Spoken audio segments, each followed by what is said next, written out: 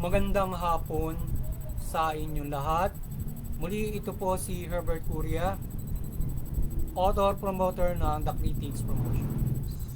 Ang ating boses at konstruktibong kritisismo, opinyon, komentaryo at konsultasyon sa linggong ito. Kakibat ang ating pananalig sa ating banal na Panginoon Diyos, banal na Panginoon sa Kristo, at gabay ng kalibon na ganiban ng Santa Maria, ay ating po ibinabahagi sa ng Santa Maria mula sa isyong ating nakalap ay hinggil sa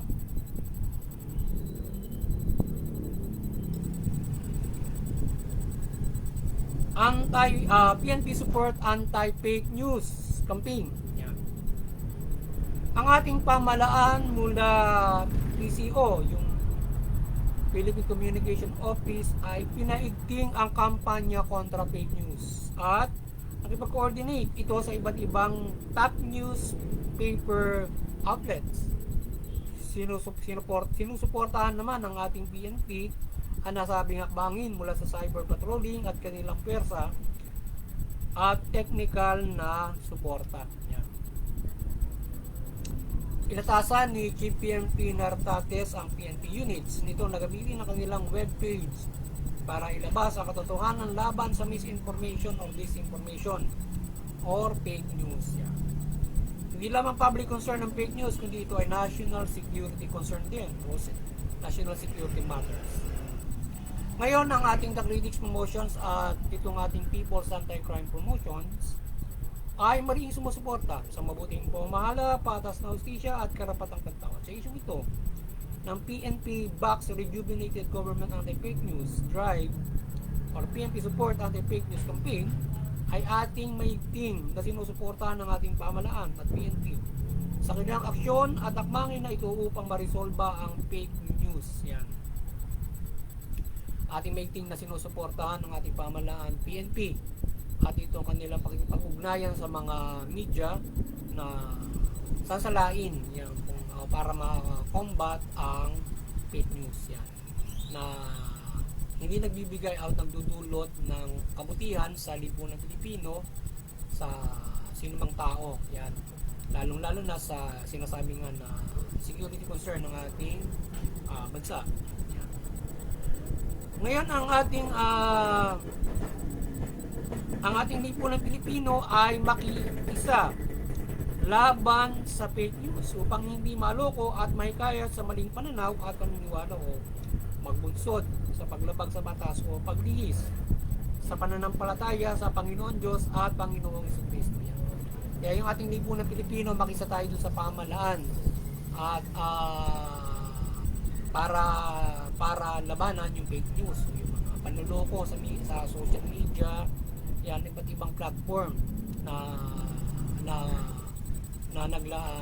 gumagawa ng fake news, misinformation, disinformation. At yung ating mga media, makiisa sila diyan, magsama-sama sila laban diyan, at hindi sila yung gumawa ng mga ganung klase ng mga fake news, disinformation. Pagsuporta sa mga maling pananaw, paniniwala, yan, etc. na anumang uri na magdudulot ng alarming scandal, magdudulot ng kaguluhan sa lipunan national, ganon. So hindi dapat na yung maging malimi ang ating mga media, yung ang lipunan Pilipino ay tingnan mabuti, lalo na yung social media ginagamit niya. So nagdudulot ng ganon alarma, nagdudulot ng pagperwisyo ng isang tao, grupo, pamilya, yan, ng ating gobyerno kung mayroong fake news. So yan, syempre kung fake news, magdidisiporn, halimbawa anumang uri ng mga impormasyon yan na maaaring makatutulong ay disinformation or gumagawa ka ng istorya na may ganon, di ba? So kapag ganon ay marami na naliligaw ng paniniwala at tayo lalong-lalo na sa pananampalataya natin sa Panginoon Diyos. Yan. Kaya maging mahusay sa paggamit ng social media o internet at maging pagkalap ng impormasyon sa pamamagitan ng panonood ng telebisyon o pagbasa ng dyaryo at anumang media platform na nakapaglalatala sa mga tao. So yan, tayo ay maging mahusay sa pag-interact o pagkuha ng mga information dahil kailangan naman natin yan. Ayun pa, bagyo, dapat may information. Ngayon, totoo ba yung nilatala? So yan, may mahusay tayo pag alam. National concern, dapat mahusay mo nga alamin. Eh baka nagpapanik ka na, ay hindi pa naman, di ba? Mga gaya ngayon, yung kagaya noong problema sa Middle East, ano yung pang-economic impact. So ngayon, baka nagbibigay na ng maling impormasyon, ikaw naman ay nadala. Ay, gagawa ka na ng kung ano mga mali. Maka-apekto pa ng palataya mo sa pamilya mo or sa maaaring makalabagan ng batas. Kaya naghahanap ang panloloko sa ating lipunan mula social media upang lihis ang ating pananaw at katotohanan na nagdudulot ng kaguluhan at maling interpretasyon niya. Maraming manloloko, ika nga, kumita lang or para sa sariling kapakanan, diba? Or galit sila din sa tao, whatsoever na kanilang intention, interest to do misinformation, disinformation or fake news. Yan, lalo na yung mag-iimbento ka parang nagmamachinate ka ng ganito. Yan, pananaw mo na ganun mali. So kailangan ay tayo ay maging makatotohanan, transparent, at syempre ay dapat ay para tayo ay hindi maligaw sa paniniwala o yan ang mga fake news na yan. Dapat ay palagi tayong tinitingnan yung batas. Nasusunod natin palagi ang batas. Pangalawa ay ang pananampalataya natin sa Panginoon Diyos. Dapat yan ay palagi tayong pangunahin, nakabase sa pananampalataya ang ating mga may basehan tayo na pananampalataya para hindi tayo naliligaw sa mga maling paniniwala. Kasama sa pananampalataya tayo sumunod sa batas. So hindi dapat tayo maliligaw kung ang ibinibigay nilang impormasyon ay makalalabagan na sa batas. Huwag kang susunod doon sa ganung klase ng mga reaction mo. Kung magre-react ka doon sa mga nababasa mo sa social media, napapanood mo sa television, dyaryo, you should react accordingly to nakabase ka sa Bible, nakabase ka sa batas. Kung lalabag sa Bible, batas, huwag kang mag-ano. At kung ikaw ay makaka-apekto ng kapwa-tao. But kinakailangan pagre-react ka, you should be biblical, you should be under your faith, sumusunod ka sa pamalaan at nakasisiguro ka na ito ay wala kang maapekto ang mga tao. So, yan. At lalong lalo yung sarili mo, family mo. Yan. Upang makaiwas sa fake news at magdulot ng maling pamumuhay at huwag mawala ng paniniwala sa Panginoon Diyos. So, basehan ito ng katotohanan ng mabuting pamumuhay at pananaw. At hindi dapat mag-uudyok na malabag ang batas at magdulot ng hindi mabuti sa mga nababasa o napapanood ng mga fake news. Yan. Para kang inuudyokan ng demonyo sa fake news. Ay gawin mo to, di ba? Naghanap ganito, mga alarm ang ganyan, di ba? Kaya alamin mo na mabuti. Kung alam mo yung batas, hindi ka basta na lamang ma-alarma at gagawa ng mga bagay through that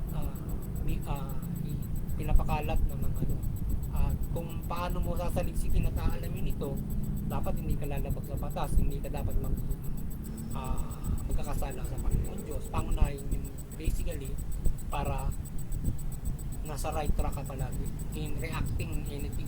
Yan. Kaya yung ating pamalaan at lipunan ng Pilipino ay maliwanag at magabay sa katotohanan at hindi maligaw sa maloko sa maling paniniwala at pananaw. So yan. Kaya magabay tayo, maliwanagan tayo, magabay tayo ng banal na Panginoon Diyos, lagi tayo nasa mabuti, lagi tayo sumusunod sa pamahalaan. So, para hindi tayo maligaw dyan sa fake news na yan or anumang maaaring makaka-apekto sa ating mga galaw because of the fake news. At huwag tayong manloko yan, pangunahin. Magabayan kayo at maliwanagan ng Panginoon Diyos para hindi kayo gumagawa ng fake news, hindi kayo nanluloko ng kapwa-tao nyo, hindi kayo gumagawa o nagre-react na magdudulot ng fake news sa mga bagay-bagay yan. O sinasabing domino effect. Kaya itong fake news ngayon ito ay cybercrime at hindi maganda kung tayo ay mag-iimbento ng hindi mabuti para sa ating kapwa-tao. Siyempre nakakasakit ka ng damdamin. So, aside from lumalabag ka sa batas, ay ikaw ay hindi nakapagdudulot ng mabuti sa iyong kapwa-tao. Sa maaaring mapinsala mo yung kanyang pamumuhay, yung kanyang kinabukasan because of your false belief, because of your violating the law. So yun. Kaya or mag-away kayo, pagdulot ng kaguluhan sa lipunan, yan naman hindi maganda sa lalo na grupo, yan ganyan. Kaya yung yung sa ating pamahala, marami diyan na kanya-kanyang politika yun. So muli ay maliwanagan ng ating banal na Panginoon Diyos, Panginoon sa Kristo, Banal Espiritu Santo, ang bansa Pilipinas mula pamahalaan sa bayan ng Pilipinas, pamahalaan, mamahalan ng mabuti, matuwid, gawin yung karapatang pantao, patas na hustisya, at iwasan yung pang-abuso, paglabag sa karapatan, pang-api, operasyon.